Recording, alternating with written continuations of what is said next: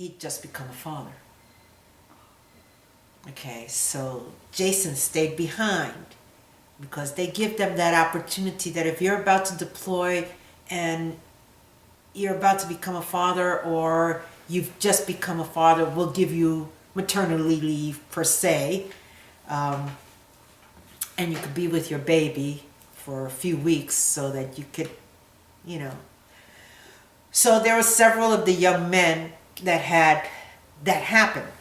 So I started reading the story, and how do I tell her? How do I tell the woman that I love that, or how does somebody tell the woman that I love that I've been killed in combat? Where does your mind go? I sit here, and this is my first letter to the wife of one of my soldiers.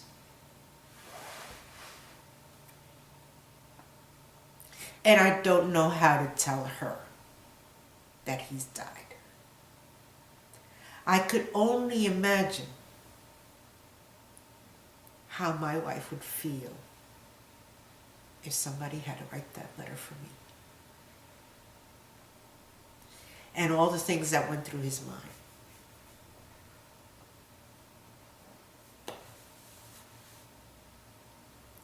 And then you sit and think about all the experiences that they have to put down in black and white without feeling to make the reports about what they're going through. That was the first story. I sat there crying. It was excellent. He did it. He wrote the letter. He contacted them. And he sent it off. Well, that was hard. And he wants me to critique his story. And how can I critique it?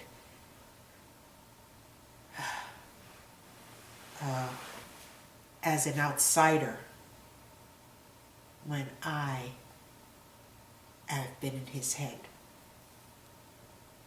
And it's full of emotions.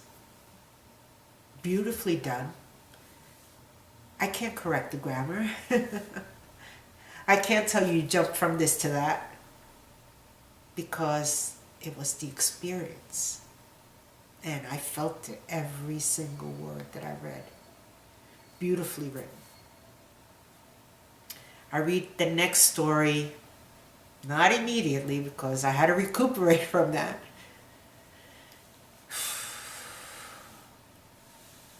And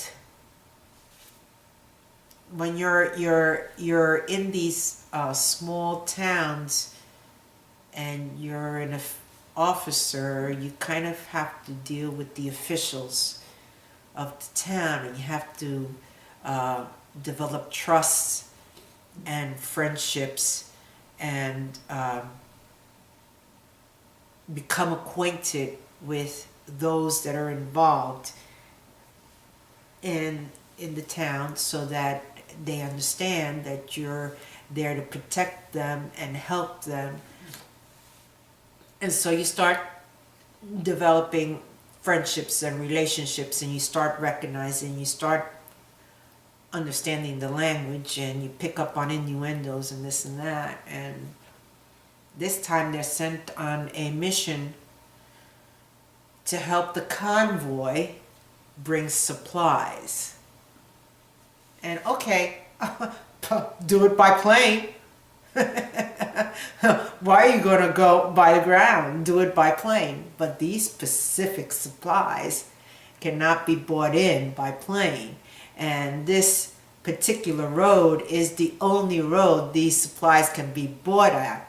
And this is the umpteenth time that they have had the road sabotaged and attacked by the opposition because it's wide open. There are no mountains. There's no nothing, and the mountains that are available, the opposition is occupying. So we have to get out there in the middle of the night, and we have to set up, and we have to make sure that we're protected so that we can protect the convoy that's coming in, because those are our supplies that we need. And so we do it in the middle of the night. We can't use light. We have to have our goggles on. We have to do everything. We have to set ourselves up. We have to build some sort of wall with either sandbags or stones or whatever to deflect the oncoming onslaught of the attack, because they're going to attack, because we know they are, and I have no place to put my guys safely. And even if somebody gets hurt, I have to figure out how I'm going to get the medevac unit in there without getting them hurt, to get them out of there to whoever's wounded. And I have to decide how many wounded soldiers or how many guys that have fallen it's going to take before we retreat. And we have to get these guys, this convoy, out. And everything is going okay. And it's freezing cold, and we have to work. And we have to get this done quickly because we have X number of hours before dawn. And do I want the sun to rise?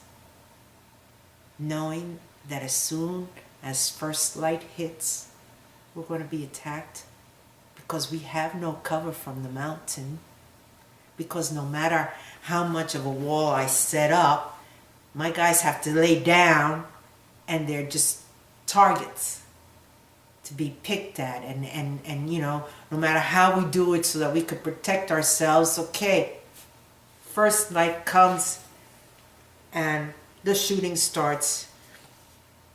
And at first they're able to maintain the situation. And then suddenly, not anymore.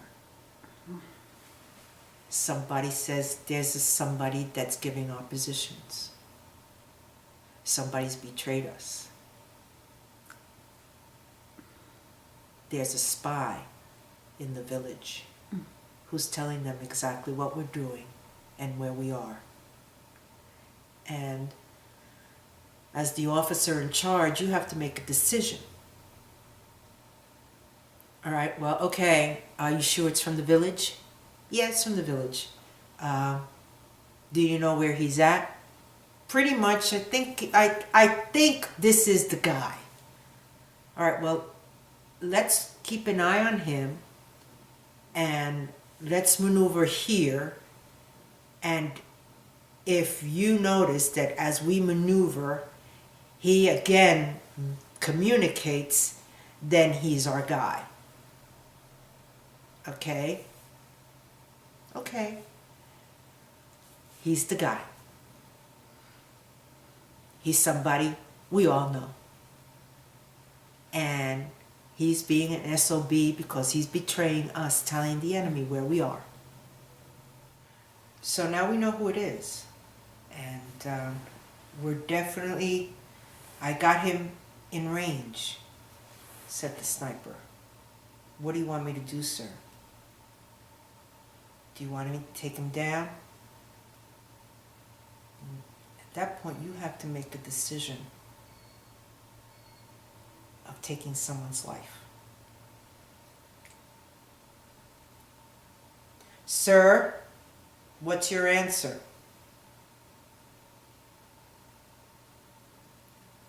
Oh my God, I have to make a decision. I have to actually make the call. I'm the one, you know. Do I make the call? I mean, I don't want the responsibility of that on me. But if I don't make the call, I may lose more men. And that's not what I want to do. Do I take the shot, sir? Yes. Sir? Yes. What do you want me to do, sir? Yes. Take the shot.